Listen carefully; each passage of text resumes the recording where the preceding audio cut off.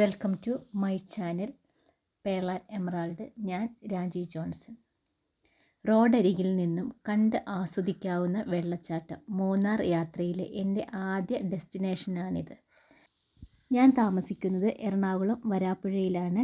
ഞങ്ങളുടെ വീടിൻ്റെ അടുത്തുള്ള ഞങ്ങളുടെ സുഹൃത്തുക്കളും എല്ലാവരും കൂടി ഒരു ട്രിപ്പ് പ്ലാൻ ചെയ്തതാണ്. എന്തായാലും ഈ പ്രാവശ്യം മൂന്നാർ പോകാമെന്ന് വിചാരിച്ചു. അങ്ങനെ ഞങ്ങൾ ഞങ്ങളുടെ റിസോർട്ടിലെത്തി. ഇതാണ് ഞങ്ങളുടെ റിസോർട്ട്. ഭക്ഷണമൊക്കെ ഞങ്ങൾ ഒരുമിച്ച് ഉണ്ടാക്കാമെന്നൊക്കെ പ്ലാൻ ചെയ്തിട്ടുണ്ടായിരുന്നു. അതിന് വേണ്ട സാധനങ്ങളൊക്കെ കരുതിക്കൊണ്ടാണ് പോയത്. ഭക്ഷണം എന്ന് പറയുന്നത് ഒരു വലിയ പ്രശ്നം തന്നെയാണ്. എല്ലാവർക്കും എവിടെയും പോയി എന്തും കഴിക്കാം. പക്ഷേ ചിലപ്പോൾ നമുക്കതൊന്നും ശരിയായി എന്ന് വരില്ല. അപ്പം നമ്മളുടെ വീട്ടിലെ പോലെ തന്നെ ഭക്ഷണം ഉണ്ടാക്കി കഴിക്കാൻ പറ്റുന്നതും നല്ലൊരു കാര്യമാണ്. അപ്പം ഞങ്ങളെല്ലാവരും പെട്ടെന്ന് പേര് അവിടെ ഇരുന്ന് ചെമ്മീൻ നന്നാക്കുന്നുണ്ട്. പച്ചച്ചെമ്മീൻ ഉണ്ടായിരുന്നു, ഉണക്കച്ചെമ്മീൻ ഉണ്ടായിരുന്നു. പിന്നെ അതിൻ്റെ ഇടയിൽ കൂടി തന്നെ ചെന്നപ്പം തന്നെ വേഗം ചോറ് റെഡിയാക്കാനുള്ള വെള്ളമൊക്കെ വെച്ചു. പിന്നെ അതിൻ്റെ ഇടയിൽ കൂടി ഞങ്ങളിരുന്ന് കൂർക്കയൊക്കെ നന്നാക്കി എടുത്തു. കൂർക്ക ഉലർത്താമെന്ന് വിചാരിച്ചു. അങ്ങനെ പെട്ടെന്ന് തന്നെ ഞങ്ങളുടെ വിഭവങ്ങളൊക്കെ ഉണ്ടാക്കാനും അത് പാചകം ചെയ്യാനൊക്കെ ആരംഭിച്ചു. ശേഷം സ്നേഹത്തോടെ ഞങ്ങളെല്ലാവരും ഒരുമിച്ചിരുന്ന് ഭക്ഷണം കഴിക്കാൻ തുടങ്ങി. ഞങ്ങളുടെ വിഭവസമൃദ്ധമായ ഒരു ഊണ് തന്നെയായിരുന്നു അത്. ഞങ്ങൾ പ്ലാൻ ചെയ്തു നമുക്ക് കുറച്ച് സിനിമാ പേരൊക്കെ പറഞ്ഞ് കളിക്കാം, പാട്ടൊക്കെ പാടി കളിക്കാം എന്നൊക്കെ വിചാരിച്ചു. നല്ല തണുപ്പുണ്ടായിരുന്നു, നല്ല കുളിരൊക്കെ തോന്നുന്നൊരു രാത്രിയായിരുന്നു അത്. ഞങ്ങളങ്ങനെ അവിടെ ഇരുന്ന് 12 മണി വരെ പാട്ടൊക്കെ പാടി കുറച്ച് ഡാൻസൊക്കെ ആയിട്ട് അങ്ങനെ അങ്ങ് പോയി. അപ്പോഴത്തേക്ക് ഉറക്കം വരാനൊക്കെ തുടങ്ങിയിട്ടുണ്ടായിരുന്നു. കണ്ണാടി കണ്ടപ്പോൾ വിചാരിച്ചിട്ടുണ്ട് റീലൊക്കെ ചെയ്തിട്ട് ഉറങ്ങാമെന്ന്. ഇത് ഞങ്ങളുടെ റൂമാണ്. നല്ല മനോഹരമായ റൂമായിരുന്നു. നല്ല നീറ്റ് ആൻഡ് ടൈഡി ആയിരുന്നു. അതുപോലെ ആവശ്യത്തിനുള്ള സൗകര്യങ്ങളൊക്കെ ഉണ്ടായിരുന്നു.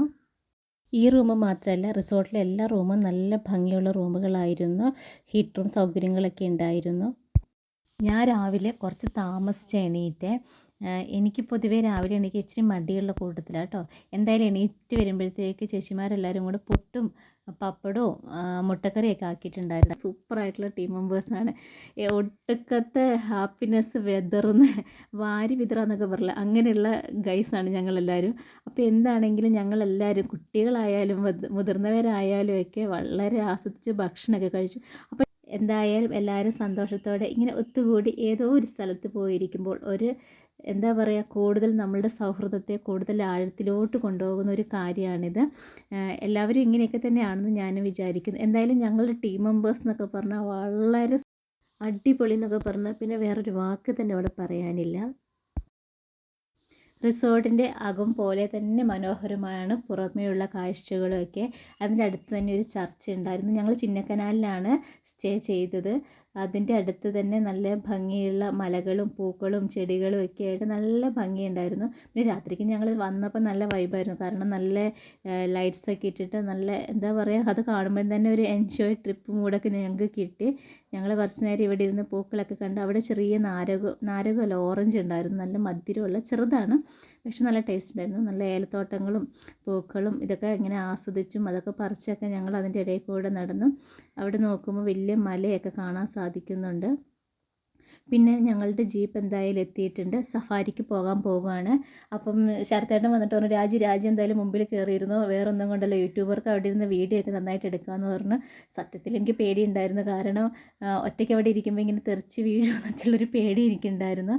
അപ്പം ഞങ്ങൾ കൊളുക്കുമലയിലോട്ടാണ് പോകുന്നത്. കൊളുക്കുമല എല്ലാവർക്കും തന്നെയാണ്. ശരിക്കും പറഞ്ഞാൽ കൊളുക്കുമല എന്ന് പറഞ്ഞാൽ മൂന്നാറിൻ്റെ അടുത്താണ്. എന്നിരുന്നാലും അത് തമിഴ്നാട്ടിലെ തേനി ജില്ലയിൽ പെടുന്ന ഇതാണ് ഈ കൊളുക്കുമല. മൂന്നാറിൽ നിന്ന് 35 കിലോമീറ്റർ അകലെയാണ് കൊളുക്കുമല. ഇവിടെ നിന്ന് സൂര്യനെല്ലി വരെ കാറിലോ ടാക്സിയിലോ ഒക്കെ നമുക്ക് പോകാൻ സാധിക്കും.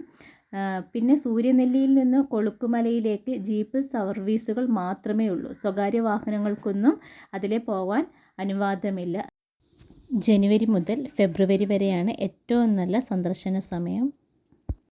കൊളുക്കുമലയിൽ എത്തുന്നതിന് മുമ്പുള്ള കാഴ്ചകളും വളരെ മനോഹരമാണ്. സൂര്യനെല്ലി എസ്റ്റേറ്റ് വഴിയാണ് നമുക്കവിടെ എത്താൻ സാധിക്കുന്നത്. നമുക്കവിടെ പോകുന്ന വഴിയിൽ തേയില ഫാക്ടറികളൊക്കെ കാണാൻ സാധിക്കുന്നതാണ്. ത്തിലെ ഏറ്റവും ഉയരത്തിലെ തേയിലത്തോട്ടം സ്ഥിതി ചെയ്യുന്ന മൂന്നാറിനടുത്തുള്ള ഒരു പ്രശസ്ത വിനോദസഞ്ചാര കേന്ദ്രമാണ്. മൂന്നാറിൽ നിന്നും 35 കിലോമീറ്റർ അകലെയാണ് കൊളുക്കുമല. സമുദ്രനിരപ്പിൽ നിന്നും 7130 അടിയിലധികം ഉയരത്തിലാണ് സ്ഥിതി ചെയ്യുന്നത്. മനോഹരമായ സൂര്യോദയത്തിനും സൂര്യാസ്തമയത്തിനും പേരുകേട്ട സ്ഥലമാണ്. ഇവിടെ തേയില ഉൽപ്പാദിപ്പിക്കുന്നത് പരമ്പരാഗത രീതിയിലാണ്. കൂടാതെ ഓഫ് റോഡ് ജീപ്പ് യാത്രകളും ട്രെക്കിങ്ങും സാധ്യമാണ്. ഇവിടെ ഉൽപ്പാദിപ്പിക്കുന്ന തേയിലയ്ക്ക് പ്രത്യേക രുചിയും സുഗന്ധവും ഉണ്ട്. മേഘങ്ങൾക്കിടയിലൂടെയുള്ള സൂര്യോദയം കാണാൻ നിരവധി സഞ്ചാരികൾ ഇവിടെ എത്തുന്നു. അങ്ങനെ കൊളുക്കുമലയിലെത്തി അവിടെ ചെല്ലുമ്പോഴത്തേക്ക് തന്നെ നല്ല ഫോഗ് ഉണ്ടായിരുന്നു. ഭയങ്കര തിക്കായിരുന്നു. നല്ല രസമുണ്ടായിരുന്നു കാണാൻ. മാത്രമല്ല അതിനേക്കാൾ ഉപരി നല്ല തണുപ്പുണ്ടായിരുന്നു. നമ്മളെ മുഖത്തേക്ക് ഇങ്ങനെ ശക്തിയായിട്ട് വന്നിട്ട് ഈ മഞ്ഞ് വീഴുന്നുണ്ടായിരുന്നു. എന്നാലും അത് അനുഭവിക്കുക എന്ന് പറഞ്ഞൊരു പ്രത്യേക സുഖമുള്ളൊരു കാര്യമാണ്. ഞങ്ങൾ ഏതാണ്ട് ഒരു 10-11 മണി ആ ഒരു ടൈമിലൊക്കെയാണ് ഞങ്ങൾ അവിടെ എത്തിയേക്കുന്നത്.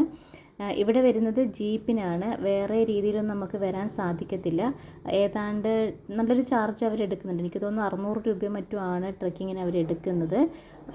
അതുപോലെ തന്നെ ഇത് നമ്മൾ കയറി വരുന്ന ഫസ്റ്റ് ഭാഗമാണ്. ഇതിൻ്റെ ഉള്ളിലോട്ട് കിടക്കാൻ പ്രത്യേകിച്ച് ഫീസോ കാര്യങ്ങളോ ഒന്നുമില്ല. എവിടെ നോക്കിയാലും പച്ചപ്പ് നിറഞ്ഞു നിൽക്കുന്നു. അതിനൊപ്പം മനസ്സ് കുളിരുന്ന തണുപ്പ്. കേരളത്തിലെ കാശ്മീർ എന്നറിയപ്പെടുന്ന മൂന്നാർ ഏതൊരു സഞ്ചാരികളുടെയും മനസ്സ് കവരുന്നു. തേയിലത്തോട്ടം മൂന്നാറിൻ്റെ സൗന്ദര്യത്തിൽ മുഖ്യ പങ്ക് വഹിക്കുന്നു.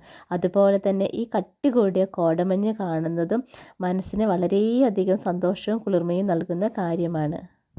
ഇവിടെ നിന്ന് നമുക്ക് ധാരാളം എക്കോ പോയിൻറ്റ്സ് ഒക്കെ കാണാൻ പറ്റും. ഇപ്പോൾ താഴ്വരകളുടെ മനോഹാരിത അത് മഞ്ഞ് മൂടി നിൽക്കുന്നതായി നമുക്ക് അനുഭവപ്പെടും. തേയിലത്തോട്ടം കാണാൻ എപ്പോഴും മനോഹരമാണ്. എങ്കിലും ഇത്രയും ഉയരത്തിലുള്ള ഒരു തേയിലത്തോട്ടം ഇവിടെ മാത്രമാണ്. ഇവിടെ വരുമ്പം നല്ല കാലാവസ്ഥയാണെങ്കിൽ മാത്രമേ ഇതിൻ്റെ ഭംഗിയൊക്കെ നമുക്കൊന്ന് ആസ്വദിക്കാൻ പറ്റുള്ളൂ. അതുപോലെ തന്നെ ഇതിൻ്റെ മുകളിലോട്ട് കയറി നമുക്ക് കുറച്ചും കൂടെ പോകാൻ സാധിക്കും. ഇവിടെ അതുപോലെ ടെൻറ്റുകളൊക്കെ കെട്ടിയിട്ടുണ്ട്. ഇവിടെ എത്തിക്കഴിഞ്ഞാൽ ഇതിൻ്റെ ഏറ്റവും മുകളിലായിട്ടുള്ളൊരു എക്കോ പോയിൻ്റ് ഉണ്ട്.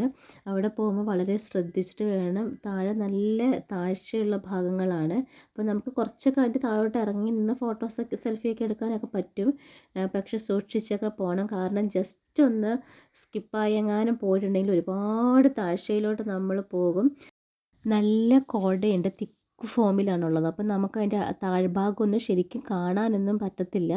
എന്നാലും നമ്മൾ വളരെ ശ്രദ്ധയോടെ വേണം അവിടെ ഇറങ്ങി നിൽക്കാൻ വേണ്ടി. ഒരുപാട് ആൾക്കാർ അവിടെ ഇറങ്ങി ഫോട്ടോയൊക്കെ എടുക്കുന്നുണ്ട്. പക്ഷേ കുറച്ച് ഡേഞ്ചറാണ്.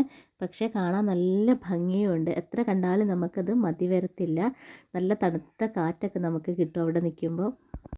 ഇവിടുത്തെ പ്രധാന ആകർഷണം എന്ന് പറയുന്നത് തേയിലയും ഈ ഫോഗുമാണ്. അപ്പം നമുക്ക് ഈ കൊളുക്കുമലയുടെ ഏറ്റവും മുകളിലായിട്ട് കാണുന്ന വ്യൂ പോയിൻറ്റിൽ നല്ല ഫോഗ് കാണാൻ പറ്റുന്നൊരു ഭാഗമാണ്. അതുപോലെ തന്നെ മനോഹരമായ അവിടുന്ന് കുറച്ച് നീങ്ങിയിട്ടുള്ള വേറൊരു പ്രദേശമാണ് മീശപ്പുലിമല എന്ന് പറയും. ടൈഗർ ഫോറസ്റ്റ് എന്നൊക്കെ പറയുന്ന ഒരു ഏരിയ ഉണ്ട്. അവിടെ ഇതുപോലെ തന്നെ നല്ല പീക്കായിട്ടുള്ള ഒരു ഏരിയയാണ്. അവിടെ വളരെ ഡേഞ്ചർ പോലത്തെ ഒരു സ്ഥലമാണ്. നമ്മൾ സൂക്ഷിച്ചൊക്കെ നിൽക്കണം. നടന്ന് പോകാനുള്ള വീതിയുള്ള വഴികളൊക്കെ ഉണ്ട്. പക്ഷേ എന്നിരുന്നാലും ആ വ്യൂ പോയിൻറ്റിൻ്റെ മുകളിൽ നിന്ന് താഴെ ഭാഗം മുഴുവൻ ഇങ്ങനെ എന്താ പറയുക താഴ്വാരങ്ങളാണ്. അപ്പോൾ അതുകൊണ്ട് വളരെ ശ്രദ്ധിച്ച് നിൽക്കണം. അവിടെ നല്ല ഭംഗിയുള്ള പൂക്കളൊക്കെ കാണാം.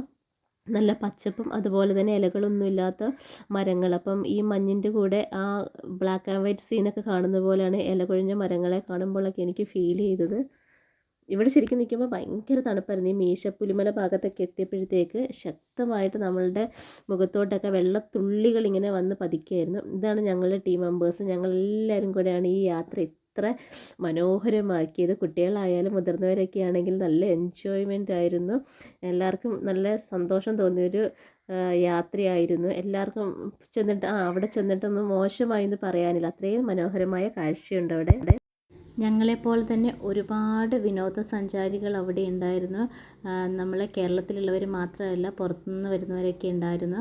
പലരും വന്ന് അവിടെ ഫോട്ടോഷൂട്ടൊക്കെ ചെയ്യുന്നുണ്ടായിരുന്നു. വളരെ ശ്രദ്ധയോടുകൂടെ വേണം നമ്മളവിടെ നിൽക്കാൻ വേണ്ടി. ഈ മുകളിലോട്ട് കയറുന്ന വഴി കുറച്ച് ദുർഘടമായിട്ടുള്ള നല്ല ഭംഗിയുള്ള താഴ്വരകളാണ് രണ്ട് സൈഡും. അപ്പം മുകളിലോട്ട് കയറുമ്പോഴേക്ക് എപ്പോഴും നല്ല ശ്രദ്ധ വേണം. അവർ പറഞ്ഞ ഭാഗങ്ങളിൽ മാത്രമേ നമ്മൾ പോകാൻ പാടുള്ളൂ. കാരണം അങ്ങോട്ടും ഇങ്ങോട്ടൊക്കെ തെന്നിപ്പോയാൽ അഗാധമായ കൊക്കയിലോട്ട് താഴ്വാരത്തിലോട്ടൊക്കെ നമ്മൾ വീണു പോകും. പിന്നെ നമുക്കൊന്നും ചെയ്യാൻ പറ്റില്ല. സൂര്യനെല്ലിയിൽ നിന്നും കൊളുക്കുമല വരെ അങ്ങോട്ടും ഇങ്ങോട്ടുമുള്ള യാത്ര വളരെ മനോഹരമാണ്. സാധാരണ റോഡാണ്. അവിടെ ഇവിടെ ഇങ്ങനെ ശ്രദ്ധിച്ചൊക്കെ നമ്മൾ നടക്കണം. പക്ഷേ അതിൻ്റെ രണ്ട് സൈഡിലും നല്ല ഭംഗിയുള്ള മരങ്ങളുണ്ട്. അപ്പം ഈ പച്ച മരങ്ങളൊക്കെ ആ മഞ്ഞിൽ പൊതിഞ്ഞ് നിൽക്കുന്നത് കാണുമ്പോൾ എന്താണെന്നറിയില്ല, ഒരു കാശ്മീരിൽ കൂടെയൊക്കെ പോകുന്നൊരു ഫീലിങ്സ് ഒക്കെ കിട്ടും. ഇവിടുന്ന് നമുക്ക് അങ്ങോട്ടും ഇങ്ങോട്ടൊക്കെ നടക്കാൻ പറ്റും. ഇത് കഴിഞ്ഞാൽ പിന്നെ വീണ്ടും ജീപ്പിന് മാത്രമേ അങ്ങോട്ടും ഇങ്ങോട്ടും പോകാൻ പറ്റുള്ളൂ. അപ്പോൾ ഒരു വ്യക്തിക്ക് എനിക്ക് തോന്നുന്നു 600 രൂപ എന്തോ ആണ് അവർ എടുക്കുന്നത്. പിന്നെ അത് അവിടെയുള്ള ആൾക്കാർ തന്നെയാണ്, തമിഴ് സംസാരിക്കുന്ന ആൾക്കാരാണ്. ഞങ്ങളുടെ ഡ്രൈവറൊക്കെ തമിഴായിരുന്നു സംസാരിച്ചുകൊണ്ടിരുന്നത്. ഇത് ആക്ച്വലി ശരിക്കും തമിഴ്നാട്ടിലെ കമ്പം തേനി ഭാഗമാണെന്നാണ് ഞാൻ സെർച്ച് ചെയ്തപ്പോൾ കണ്ടത്. അതുപോലെ അങ്ങോട്ട് കുന്നിൻ്റെ മുകളിലോട്ട് കയറുന്ന വഴിയാണത്. ഞങ്ങൾ എന്തായാലും അവിടുത്തെ കാഴ്ചകളൊക്കെ കണ്ടിട്ട് തിരിച്ച് ഇറങ്ങുകയാണ്. അപ്പം ഞങ്ങളുടെ വീഡിയോ കണ്ടു കഴിഞ്ഞാൽ ഇഷ്ടപ്പെട്ടാൽ എന്തായാലും ലൈക്ക് ചെയ്യാനും സബ്സ്ക്രൈബ് ചെയ്യാനും ഷെയർ ചെയ്യാനൊന്നും മറക്കരുത്. എന്തായാലും നല്ല തിരക്കാണ് അവിടെ ചെന്ന് കഴിഞ്ഞാൽ. തിരക്കെന്ന് വെച്ചാൽ ഇങ്ങനെ ഒരുപാട് ആൾക്കാർ ഇങ്ങനെ വന്നുകൊണ്ടിരിക്കും. അപ്പോൾ എല്ലാവരും ജീപ്പിലാണ് വരുന്നത്. ജീപ്പൊക്കെ അവിടെ പാർക്ക് ചെയ്തിട്ടുണ്ടാകും. ഒരു ജീപ്പിൽ വളരെ കുറച്ച് പേരെ മാത്രമേ കയറ്റുള്ളൂ. കാരണം അത്രയും ഹൈയിലോട്ടാണ് നമ്മൾ ഇങ്ങനെ വണ്ടി കയറി പോകുന്നത്. മാത്രമല്ല റോഡൊക്കെ ഇങ്ങനെ വളവും ചെരിവും ഒക്കെ ഉള്ള റോഡാണ്. അപ്പോൾ അധികം ഭാരമായാലും ബുദ്ധിമുട്ടാണെന്നാണ് അവർ പറയുന്നത്. കറക്റ്റ് എനിക്കറിയില്ല അതിൻ്റെ ടെക്നിക്കൽ വശം എന്താണെന്ന്.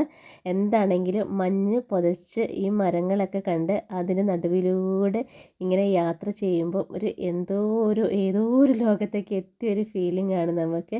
എന്തായാലും ഇത്രയും നല്ല മനോഹരമായ കാഴ്ചയാണ് അവിടെ ഉള്ളതെന്ന് സത്യം പറഞ്ഞാൽ അവിടെ എത്തുന്നത് വരെ എനിക്ക് അറിയണ്ടായിരുന്നില്ല.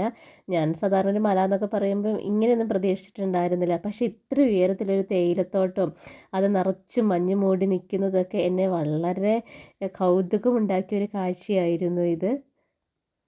തേയിലത്തോട്ടം എന്ന് പറയുമ്പോൾ കാണുമ്പോൾ തന്നെ ഒരു രസമല്ലേ. പച്ച പരവതാനി വിരിച്ച് ഇങ്ങനെ ഭൂമിയുടെ മുകളിൽ പടർന്ന് കിടക്കുന്ന ആ കാഴ്ചയെ കൂടുതൽ മനോഹരമാക്കിയത് ഈ മഞ്ഞുകൂടെയാണെന്ന് തോന്നുന്നു.